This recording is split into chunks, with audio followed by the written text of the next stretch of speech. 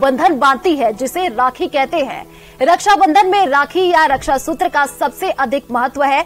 इस दिन बहनें अपने भाई की कलाई पर राखी बांधती हैं, तो भाई अपनी बहन से उसकी रक्षा करने का वादा करते हैं। भाई बहन एक दूसरे को इस दिन गिफ्ट्स भी देते हैं।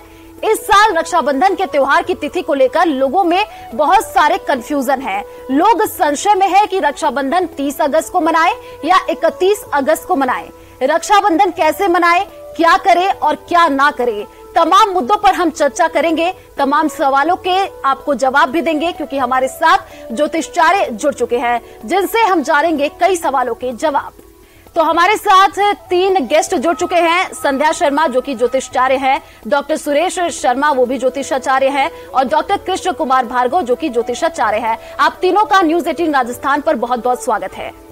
तो सबसे पहले हम संध्या जी के पास जाएंगे। संध्या जी, देखिए, राखी का जो त्योहार होता है वो भाई बहन के अटूट प्रेम का कहीं न कहीं प्रतीक होता है, और सभी को बहुत समय से इंतजार होता है कि राखी का त्योहार आए। बहनें जो होती हैं दूर दराज से पहुंचती हैं भाई को राखी बांधने के लिए, लेकिन इस बार कहा जा रहा है कि भद्राकाल भी आ रहा है। इस वजह से लोगों के दिमाग में भी कंफ्यूजन है कि 30 को मनाए राखी या 31 को। आप जरा विस्तार से इसको बताएं। जी देखिए आयुषी जी, कल 30 तारीख है और कल जो है पूर्णिमा 10:58 पर लग रही है। हालांकि रक्षाबंधन जो है वो पूर्णिमा तिथि के अंदर ही मनाया जाता है। राखी हमारे भाई और बहन के अटूट प्यार का एक बंधन होता है, जिसे कि भाई और बहन सेलिब्रेट करते हैं। लेकिन इस बार जैसे ही पूर्णिमा शुरू हो रही है 10:58 पर, साथ ही साथ भद्रा भी लग रही है।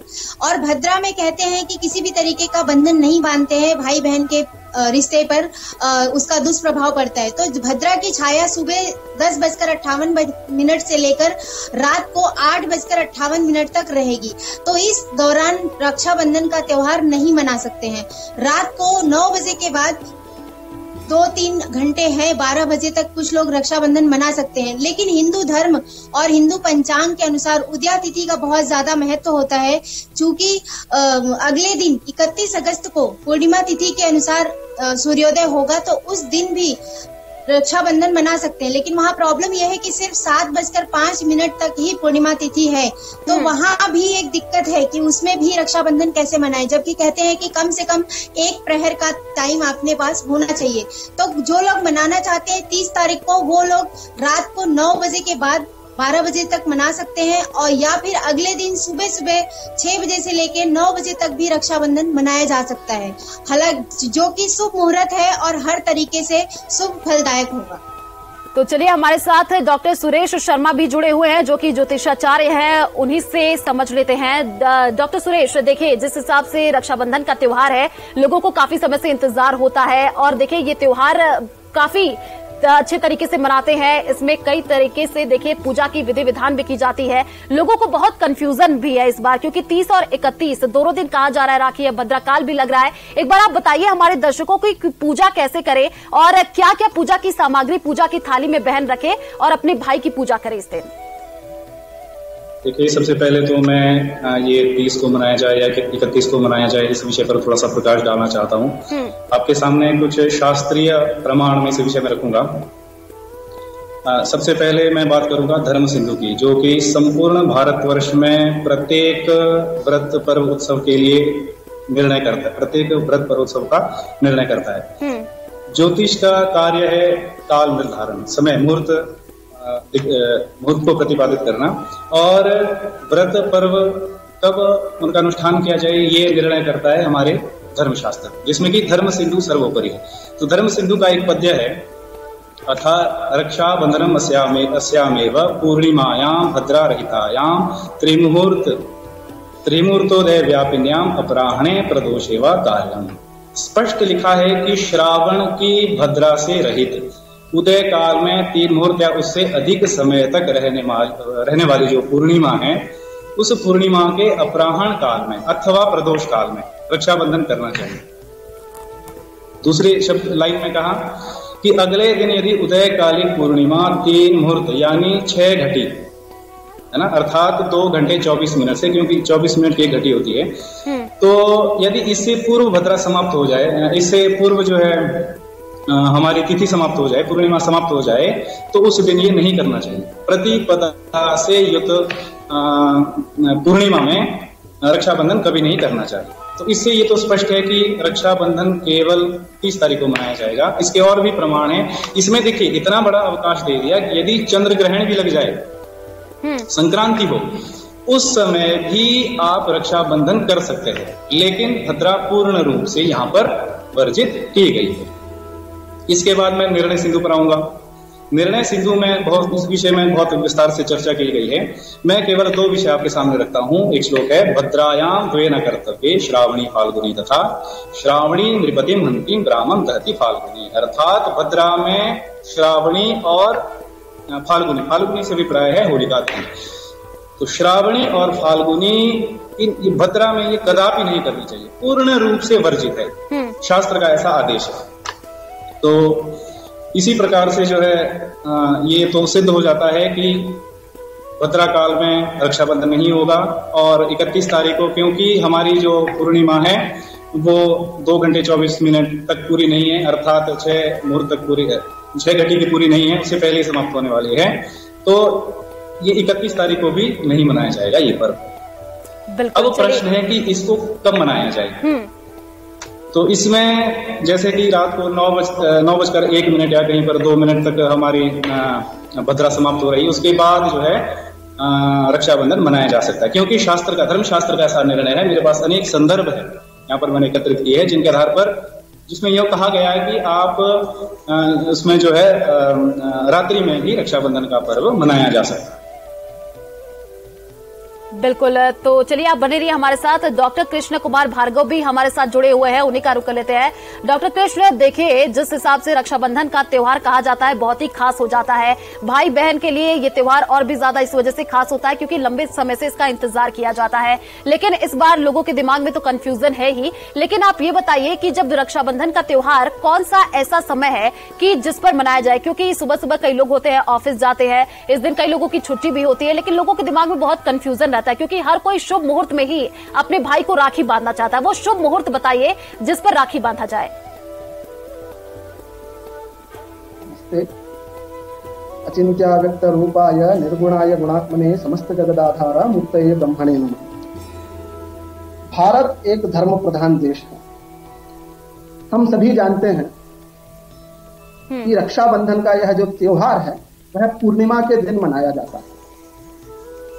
देखिए, हमारे यहाँ किसी भी त्योहार को मनाने के लिए 2 प्रकार की व्यवस्थाओं से हम निर्णय करते हैं। ज्योतिष शास्त्र के माध्यम से हम ग्रहों की गणना इत्यादि पंचांग के आधार पर काल का निर्धारण करते हैं, एवं धर्मशास्त्र के आधार पर वह कार्य विशेष किस काल विशेष में किया जाए इसका भी निर्धारण धर्मशास्त्र के अनुसार हम किया जाता है।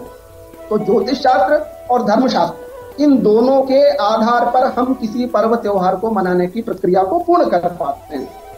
क्योंकि पूर्णिमा के दिन रक्षाबंधन श्रावण पूर्णिमा के दिन मनाया जाता है, पूर्णिमा के दिन ही भद्राकरण भी होता है। हमेशा प्रत्येक पूर्णिमा को प्रथम जो करण होगा वो विष्टिकरण होता है और विष्टिकरण का ही दूसरा नाम भद्राकरण है, भद्रा है। इस बार भद्रा का जो प्रारंभ है या पूर्णिमा का जो प्रारंभ है वह प्रातः 10:30 बजे से प्रारंभ होती है, तो उसी साथ भद्रा का भी प्रारंभ हो जाता है, जिसकी समाप्ति लगभग सायंकाल 9 बजे होती है। शास्त्रों में यह स्पष्ट निर्देश है। धर्मशास्त्र के अनुसार यदि हम विचार करें तो भद्रा में कदापि रक्षाबंधन का त्योहार हमें नहीं मनाना चाहिए। कहा गया है निर्णय सिंधु में, इदम भद्रायाम न कार्यम भद्रायाम द्वे न कर्तव्ये श्रावणी फाल्गुनी तथा। तो इस प्रकार से भद्रा में कदापि हमें रक्षाबंधन नहीं करना चाहिए। रात को इस वर्ष 9 बजे भद्रा समाप्त हो रही है, उसके उपरांत हम कर सकते हैं। इसके लिए शास्त्र प्रमाण भी हमें वचन मिलता है, तत्सत्वे तु रात्रौ अपि तदन्ते कुर्यात्। अर्थात भद्रा की समाप्ति के पश्चात आप रात्रि में भी रक्षाबंधन कर सकते हैं। दूसरी बात, कई लोग कहते हैं उदय व्यापिनी तिथि में भी हम रक्षाबंधन कर सकते हैं, लेकिन देखिए जो भी धर्मशास्त्र या ज्योतिष शास्त्र के अनुसार किसी त्योहार विशेष को मनाने का एक विशेष निर्देश किया जाता है। जिस प्रकार अभी हमारे पूर्व वक्ता ने कहा कि यह जो पूर्णिमा तिथि है तभी हम रक्षाबंधन मना सकते हैं जब वह सूर्योदय से 6 घटी तक के काल में हो। लेकिन इस बार 6 घटी मतलब कि 1 घटी का काल 24 मिनट का होता है। इस प्रकार से देखेंगे तो 2 घंटे 24 मिनट का लगभग काल होगा। इस बार जो है पूर्णिमा प्रातः 7:30 बजे समाप्त हो जा रही है 31 तारीख को। अतः 6 घटी तक यह पूर्णिमा नहीं रह रही है। तो शास्त्र के अनुसार, शास्त्र सम्मत यदि कोई निर्णय कहें तो हम रात्रि 9 बजे के बाद ही रक्षाबंधन करना श्रेष्ठ है। अब लोक परंपरा में इस उत्सव को मनाने के लिए कई सारी विडंबनाएं आती है, लेकिन शास्त्र को हमें ध्यान में रखते हुए रात्रि 9 बजे के उपरांत ही करना चाहिए। इसके बाद हमें व्यवहारिक पक्षों में व्यक्ति जब चाहे जब कर सकता है, लेकिन शास्त्र के अनुसार रात्रि 9 बजे के उपरांत 30 तारीख को ही हमें रक्षाबंधन करना चाहिए। बिल्कुल, चलिए आप बने रहिए हमारे साथ। संध्या शर्मा भी हमारे साथ जुड़ी हुई हैं। संध्या, देखिए जिस हिसाब से रक्षाबंधन का त्योहार सभी को इसका इंतजार रहता है और हम जैसे बहनें जो होती हैं वो काफी समय से इसका इंतजार करती हैं, क्योंकि इस दिन भाइयों से गिफ्ट भी मिलते हैं और दूर दराज हम लोग जाते भी हैं भाइयों को राखी बांधने के लिए। अभी जो हमारे 2 ज्योतिषाचार्य थे उन्होंने शुभ मुहूर्त बता दिया और सहयोग बता दिया, लेकिन आपसे हम जानना चाहेंगे क्योंकि इसके पीछे कई कहानियां भी बताई जाती है। आपके जहन में भी कोई कहानी याद आ रही है रक्षाबंधन को लेकर के जो आप हमारे दर्शकों के साथ साझा करना चाहें? देखिए, रक्षाबंधन का जो त्योहार है भाई बहन के अटूट प्यार का त्योहार होता है। इस दिन बहनें अपने भाइयों के लिए हर तरीके की दुआ मांगती हैं, प्रार्थना करती हैं कि उनका भाई जहां भी रहे सुख रहे, सुखी समृद्ध रहे, हर तरीके से स्वस्थ रहे, मस्त रहे और आगे बढ़ता रहे जिंदगी में। तो इस बार जो मुहूर्त को लेके थोड़ा कंफ्यूजन है, भद्रा काल लगी हुई है पूर्णिमा के साथ साथ में, तो भद्रा काल में बंधन नहीं बांध सकते हैं, त्योहार नहीं मना सकते हैं, इसलिए इसका जो मुहूर्त आ रहा है रात के समय आ रहा है। तो इस बार जो टाइम थोड़ा अटपटा जरूर है, लेकिन अब मुहूर्त तो मुहूर्त है, शास्त्र सम्मत जो है उसी को मानना चाहिए। बाकी आप अपने व्यवहारिक रूप से जो करना चाहते हैं, जो आपकी सुविधा हो उस तरीके से आप उसको मना सकते हैं। और राखी जब भी बांधे तो ध्यान रखें कि भाई की जो थाली होती है राखी की उसमें अक्षत होना चाहिए, जिसको कि अखंड चावल बोलते हैं, रोली होना चाहिए, कुमकुम होना चाहिए, मिठाई होनी चाहिए, दिया होना चाहिए, साथ ही साथ राखी होनी चाहिए। राखी का जो धागा ले या राखी जो भी आप चुने उसमें ज्यादा करके गोल्डन या रेड कलर ही चुने, कभी भी ब्लैक कलर और ब्राउन कलर को अवॉइड करना चाहिए। जब राखी बांधते हैं तब भी इस कलर का ध्यान रखना चाहिए कि बहनें या भाई दोनों में से कोई भी ब्लैक कलर के कपड़े ना पहने।